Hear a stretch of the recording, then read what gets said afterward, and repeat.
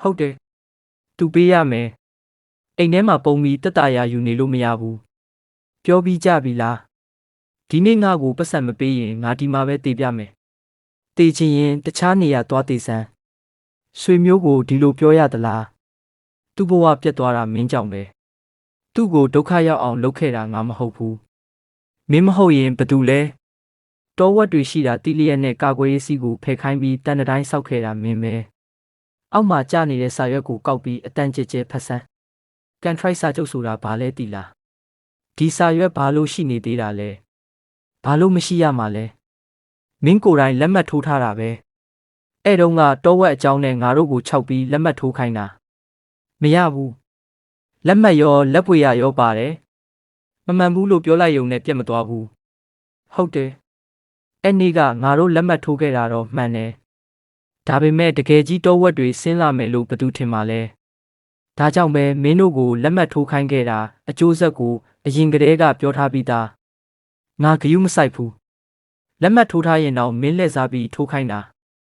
မင်းကချမ်းသာတယ်မင်းပဲပေးရမယ်ဆွေမျိုးအကြောင်းပြောချင်ရင်အချက်လက်နဲ့ပြောမယ်ဂုံတိတ်ခါအကြောင်းပြောချင်ရင်ဥပဒေနဲ့ပြောမယ်စာချုပ်မှာလက်မှတ်ထိုးထားပြီးသားဖြစ်တာတော့အခုမှမတမာတဲ့နည်းနဲ့ထွက်ပြေးခြင်းသေးတယ်လက်မှတ်တိုင်းလက်ပွေရတိုင်းကိုဓာတ်ပုံရိုက်ပြီးမှတ်တမ်းတင်ထားပြီးသားမူရင်းစာရွက်တွေကိုလည်းတစ်တာထဲမှာတင်ထားတယ်လိုအပ်ရင်မြို့နယ်ရုံးနဲ့တရားရုံးကိုတင်ပြမယ်စာရွက်စာတမ်းတွေနဲ့ငါ့ကိုမချောက်နဲ့ရွာသားတို့ရေသူ့ကိုမကြောက်ကြနဲ့ငါတို့လူများတယ်တယောက်တည်းကိုဘာလို့ကြောက်ရမှာလဲမင်းတို့လူများနေလို့အမှန်တရားကပြောင်းမသွားဘူးငါ့ကိုတစ်ပင်ခုတ်တယ်ဆိုပြီးတိုင်ခဲ့တာဘသူလဲတောဝက်ဆိုတာအပိုသားရမယ့်အစားအစာလို့ပြောခဲ့တာဘသူလဲရှောင်းအန်းကအလွန်အကျွံပြောနေတယ်လို့ပြောခဲ့တာဘသူလဲပြောင်းကိုအခုရိတ်လိုက်ရင်ဈေးမကောင်းဘူးလို့ပြောခဲ့တာဘသူလဲအငင်းမပွားနဲ့တော့စာချုပ်ကိုငါဖတ်ပြမယ်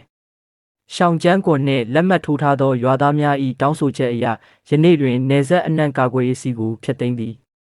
ထိုစီကိုဖျက်သိမ်းပြီးနောက်တောရိုင်းတိရစ္ဆာန်များတောင်ပေါ်မှဆင်းလာကလေယာများ greenhouse များကိုဖျက်ဆီးပြီးလူနှင့်ပစ္စည်းထိခိုက်ဆုံးရှုံးမှုများဖြစ်ပေါ်ပါက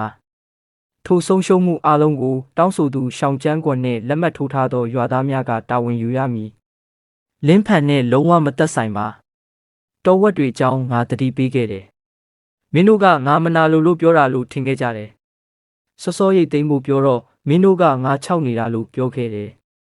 အခုဆုံးရှုံးမှုတွေဖြစ်လာတော့ငါ့ကိုပေးခိုင်းနေတယ်အဲ့တုန်းကတကယ်ဖြစ်မယ်လို့ဘယ်သူထင်မှလဲမင်းအကုန်သိပြီးသားပဲဘာလို့မတားခဲ့တာလဲငါမတားခဲ့ဘူးလားစောင့်ကြည့်ကင်မရာမှတ်တမ်းတွေပြခဲ့တယ်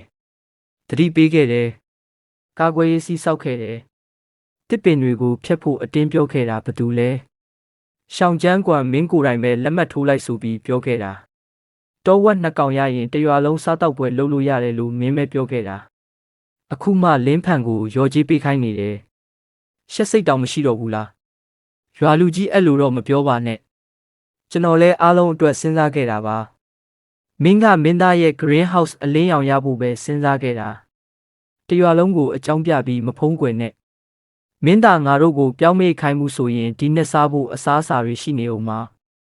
မင်းတို့သားအဖနှစ်ယောက်ကရှောင်းအန်းကိုတစ်ပင်ခုတ်ဖို့အတင်းမလုပ်ခဲ့ရင်တောဝက်တွေဆင်းလာမှာလားမင်းတို့စပစ်ချံပြတ်သွားတာကိုငါတို့ကိုအပြစ်မပုံချနဲ့လင်းဖန်ရဲ့စကားကိုမယုံကြနဲ့ငါတို့အားလုံးတားကောင်တွေပဲ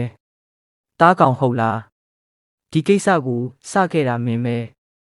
အားလုံးတရွာတဲ့သားတွေပါအယမ်းမလွန်ကြပါနဲ့ဒီကိစ္စကငါတို့မိသားစုတစ်ခုတည်းရဲ့အပြစ်မဟုတ်ဘူးဒါကတဘာဝဘေးအန္တရာယ်ပဲတဘာဝဘေးအန္တရာယ်ရှောင်းဖန်ဆောက်ထားတဲ့အကာအယံကကောင်းကောင်းခံနေခဲ့တာမင်းတို့သားအဖကအတင်းဖြိုချခိုင်းခဲ့ကြတာငါပြောင်းခင်းပျက်စီးတာကိုမပြောတော့ဘူးမင်းတို့ကငါတို့ကိုရော်ကြီးပေးရမယ်ပေးကျွန်တော်ဘာနဲ့ပေးရမှာလဲကျွန်တော်မိသားစုတောင်ပျက်စီးလူနီးပါးဖြစ်နေပြီပတ်စံမပေးနိုင်ရင်မင်းအိမ်ကတန်မိုးရှိတဲ့ပစ္စည်းတွေကိုယူပြီးရော်ကြီးပေးရမယ်လူတိုင်းရဲ့ဆုံးရှုံးမှုကိုဒီတိုင်းထားလို့မရဘူးရွာလူကြီးဒီလိုမလုပ်ပါနဲ့အဲ့ဓာတွေကကျွန်တော်မိသားစုပစ္စည်းတွေပါတရွာလုံးကိုလက်မှတ်ထိုးခိုင်းတော့ကအဲ့ဓာဟာလူတိုင်းရဲ့တစ်နှစ်လုံးစာတီးနှံအထွက်ကိုထိခိုက်စေမယ်ဆိုတာစဉ်းစားဘူးလားမယူနဲ့အဲ့ဓာကျွန်တော်အနားယူဘဝအတွက်စုထားတာကျွန်တော်တို့စာဝတ်နေရေးအတွက်တီးနှံတွေကိုလည်းမင်းကမင်းရဲ့အနားယူဘဝအတွက်ပြောင်းထားတာပဲ